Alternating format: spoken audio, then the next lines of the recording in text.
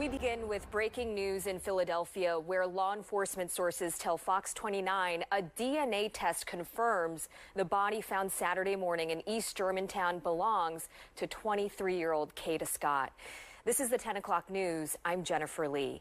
Kata was last seen on October 4th after arriving for an overnight shift at a senior living facility. It started as an ordinary night in Philadelphia, but within hours, it became a nightmare that would haunt an entire community.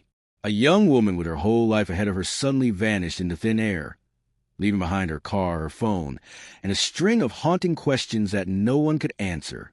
Her name was Kada Scott, and her disappearance wasn't just strange, it was chilling. Before we dive in, make sure to hit that like button, subscribe, and turn on the notification bell so you never miss a case like this. You're watching Shadow Crime, where we uncover the stories that linger long after the headlines fade. Now let's talk about Kata. She was only 23 years old, young, ambitious, and full of dreams. Friends describe her as soft-spoken but strong-willed, the kind of person who'd give you advice when you needed it most. She had recently graduated from Penn State and was working as a nursing assistant at the Terrace at Chestnut Hill, an assisted living facility in Philadelphia. Helping others wasn't just a job for her. It was something she truly loved doing. But behind that warm smile, something dark was unfolding, something even her closest friends didn't see coming. In the days before she disappeared, Kata told family members she'd been getting harassing phone calls. The voices on the other end were aggressive, threatening, and she didn't know who it was. She mentioned it to her parents, but didn't think it would lead to anything serious. Unfortunately, that would be one of the last warnings she ever gave. On the night of October 4th, 2025, Kata left her home around 9:45 p.m. to head to her overnight shift. She texted her family to let them know she'd arrived safely at work, something she always did. But sometime after clocking in, something changed. Witnesses say she left the building not long after getting there. Her car stayed parked in the same spot, untouched, and that was the last time anyone saw her alive. The next morning, her coworkers noticed she hadn't shown up for her shift change. Her family began calling her phone, but it went straight to voicemail. Hours turned into a full day. Her father, worried and confused, went to check her apartment. Everything looked normal. Her things were neatly in place. Her car keys were missing, but her car was still at work. That's when panic set in. Something was very wrong. When police got involved, they found her phone last pinged near Awbury Arboretum, a wooded area not far from where she worked. Search teams combed the forest, calling her name, hoping she'd just gotten lost or needed help. But as hours turned into days, that hope began to fade. Then came the chilling discovery. Investigators learned that the last person to communicate with Kata was a man named Keon King. Phone records showed they had been in contact shortly before she disappeared. King was 21, someone she'd met recently, though no one knew much about him. Police questioned him, but things quickly turned suspicious. King had a history, one that sent shivers down investigators' spines. He'd previously been arrested for kidnapping and strangulation in another case, though those charges had been dropped. Now, a young woman was missing, and all signs were pointing toward him. But at this point, there was no body, no crime scene, no solid proof, just silence and a growing sense of dread. The community began to rally, posting Kata's pictures all over social media, holding vigils, praying for her safe return. But deep down, everyone feared the same thing. Something terrible had happened.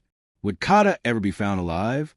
Or had the truth been buried somewhere too dark to imagine? Go away, bitch. Don't come over here. Kara, call the cops. Call the... It's all these kids in here. Call the cops, you dumb bitch. He coming around the window. Go that way, Cameron.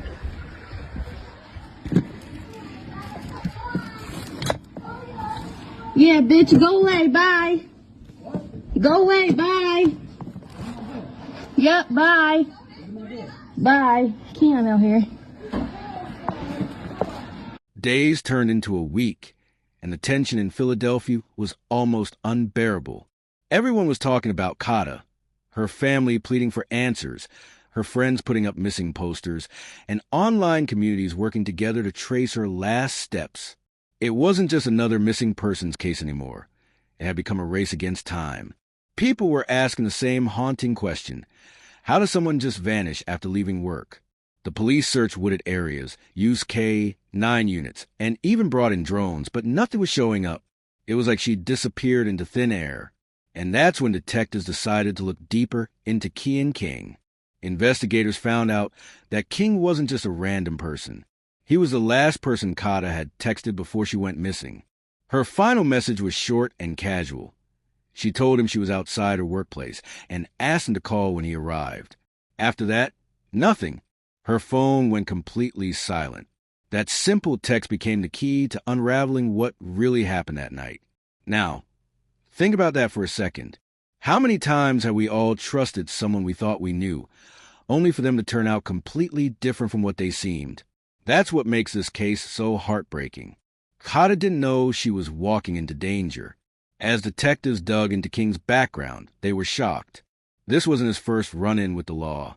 Months earlier, he had been arrested for allegedly kidnapping and strangling another woman, but those charges were dropped when the victim didn't show up to testify. If that case had gone differently, maybe Kata would still be alive today. That's the part that truly hits hard. The system had a chance to stop him before this happened. Police finally arrested King on October 15th. They charged him with kidnapping, stalking, and unlawful restraint connected to Kata's disappearance. When questioned, he claimed he didn't know where she was. But detectives weren't buying it.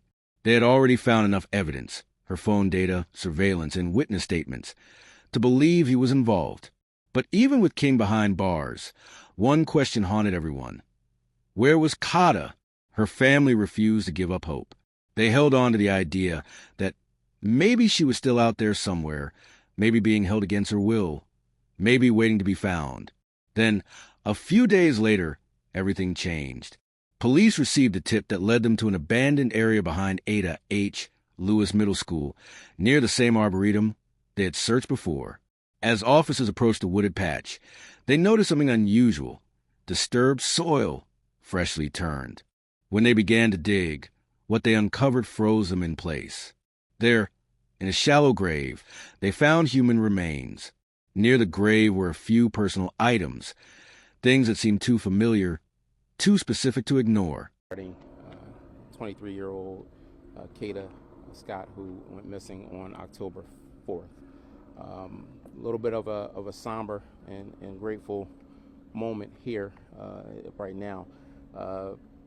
Based on tips that have come in over the past few days, as we called on earlier this week, asking for the public to provide any information, any tips, and the public has been fantastic in providing tips and information, and we greatly appreciate that.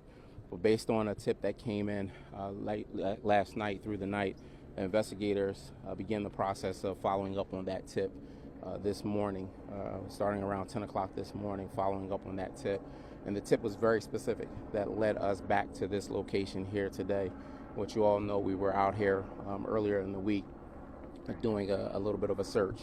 And so based on the investigative information, based on the investigation and what they were following up on that tip today, led us back to this area behind the school, where it's a wooded area. I don't know if any of you have been back there, but it's a wooded area that goes beyond the school. And so we begin to go back into that area where we will locate a shallow grave after being able to remove some of the debris back there, able to locate the body of a human being. All indications at this point is that it's a female. We are not going to confirm at this point that it is Miss Kada Scott, because that has to be done by the medical examiner's office. But we have. Investigators immediately thought of Kata. For her family, it was the news they had been dreading from the very start. Still, there was a glimmer of uncertainty. The remains had to be tested to be sure. DNA samples were sent off, and the city waited in silence. And when the results came back, they confirmed what everyone feared most. The remains were indeed Kada Scott. Her disappearance was no longer a mystery. It was a murder. The discovery sent shockwaves through the community. How could someone do this? Why her? What went so wrong that night? Hold that thought, because the next part, what investigators found next and what it revealed about Keon King, made this case even darker. We begin with breaking news in Philadelphia, where law enforcement sources tell Fox 29 a DNA test confirms the body found Saturday morning in East Germantown belongs to 23-year-old Kada Scott. This is the 10 o'clock news. I'm Jennifer Lee. Kata was last seen on October 4th after arriving for an overnight shift at a senior living facility. Let's go out to Kelly Rule live at police headquarters tonight with the details on this devastating update. And Kelly, what are your sources telling you? Well, Jennifer, law enforcement sources tell me tonight that anonymous tip that led to Saturday's search was someone telling police to please go back to the former Ada Lewis Middle School, asking them to search for Kata again. And this time they gave a specific location in a wooded area behind the school. Sources also tell me the man in custody for Kata's alleged kidnapping, 21-year-old Keon King, is expected to be charged with additional crimes this week.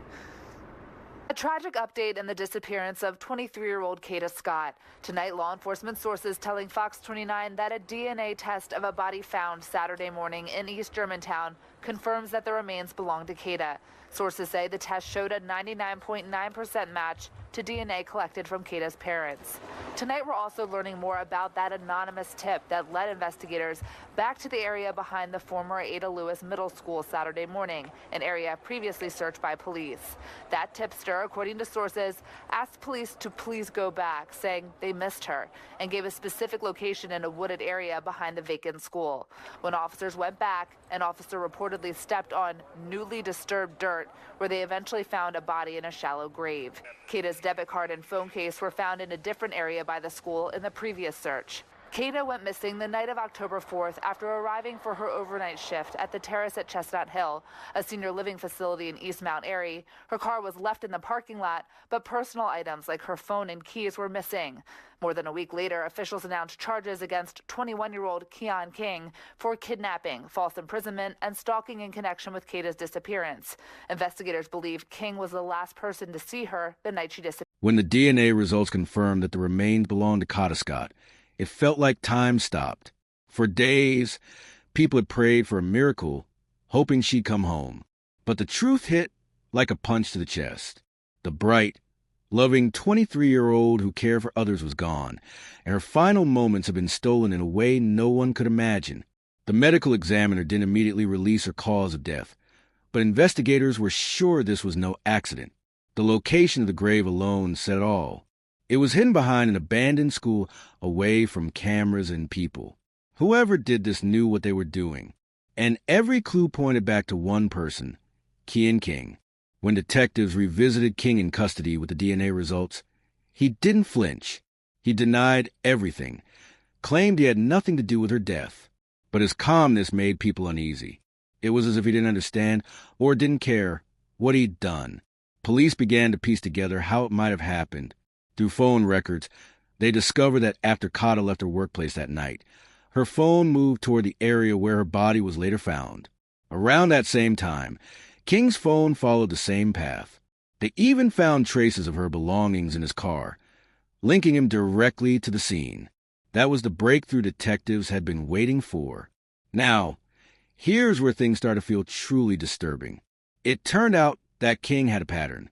After his arrest, other women came forward saying he had also harassed and followed them. One even claimed he tried to lure her into his car by pretending to offer help. It was as if he had been waiting for another opportunity. And tragically, Kata became that victim. For the community, this wasn't just about one man's evil act. It was about how someone like him managed to slip through the cracks again and again. If the system had acted when those earlier charges appeared, this story might have ended differently. That thought alone filled people with anger and sadness. At candlelight vigils, people spoke about Kata's kindness, her laughter, and the way she could make anyone feel at ease. She wasn't just another name in the news. She was a daughter, a friend, a sister, and someone who was supposed to have a long, full life ahead of her. Seeing her family stand there, holding photos and wiping tears, made the tragedy hit even harder. And it makes you wonder, how often do we ignore the warning signs around us? How many people like King walk among us, unnoticed, until it's too late? The investigation into King's actions didn't stop with Kata's case. Authorities reopened the dropped kidnapping charge from earlier in the year and started looking for connections to other missing persons reports. It was becoming clear that his past might hold even darker secrets. But even with King locked up and the case moving toward trial, one thing remained: the feeling that justice would never truly be enough. Kata's life had been stolen, and nothing could bring her back. Her story serves as a harsh reminder that sometimes evil hides in plain sight, behind familiar faces and friendly words. And it leaves everyone asking that same uncomfortable question: how many lives could be saved if we simply paid more attention to the people who cry out for help? We'll never know exactly what went through Kata's mind in those final moments. Fear? Confusion? Hope that someone would find her in time? It's heartbreaking to even think about. But one thing's for sure: her story will not be forgotten. After the shocking discovery, Philadelphia was never quite the same. People who had never even met Kata felt the loss deeply. It wasn't just a tragedy. It was how senseless it all was. A young woman who did everything right, who cared for others, who stayed close to her family and kept them updated about her life, was gone because someone decided to take her kindness for weakness. The more police investigated, the clearer the story became. Kata didn't just vanish. She was lured. Evidence showed she had agreed to meet with Keon King, possibly thinking it was just a friendly encounter. But what started as trust quickly turned into terror. The investigators believed she was taken against her will that night, and within hours, her life was ended in a cold and calculated way. It's painful to imagine that she might have still been hoping someone would find her. King's calm and emotionless behavior after his arrest made the case even more disturbing. There was no remorse, no visible regret, just silence. He sat through questioning, refusing to give details, even when shown the DNA results linking him to the grave site. Detectives described his attitude as chilling, the kind of emptiness that makes you question whether some people are even capable of empathy at all.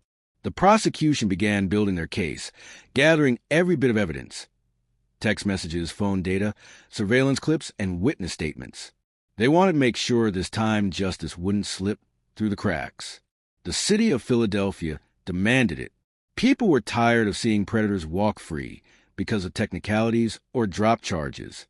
This time, they wanted accountability. Kata's family, though heartbroken, remained strong. Her parents spoke publicly, thanking the community for their support and urging other families to take threats seriously. Her mother's words hit hard. If someone tells you they're being harassed or followed, believe them. Don't wait. That message became one of the most shared quotes online following her death. In the weeks that followed, tributes poured in. Friends shared memories of Kata's laughter, her love for helping the elderly, and how she dreamed of one day opening her own care center. She had plans, she had purpose, and they were all cut short because of one person's cruelty. And here's the thing that stays with you: how often do we overlook warning signs? How many people are living quietly in fear, brushing off their instincts because they don't want to seem paranoid? Kata's story forces us to confront those uncomfortable truths. It makes you wonder, what drives someone like Keon King? Was it control, anger, rejection, or something darker that had always been inside him? What turns a person into a predator hiding behind a friendly face? And could society have done more to stop him before he hurt someone else? Those are questions that don't have easy answers, but they're the ones we need to ask if we truly want change. Kada Scott's story isn't just about one tragedy. It's a wake-up call. So if you're watching this, let it remind you to stay aware, trust your instincts, and check on the people you love. Sometimes one message, one call, or one alert can make the difference between safety and silence. And if this story moved you, make sure to like this video, subscribe to Shadow Crime, and click the bell icon so you never miss an update. Together, we can keep her story alive and make sure that justice, even if delayed, is never denied.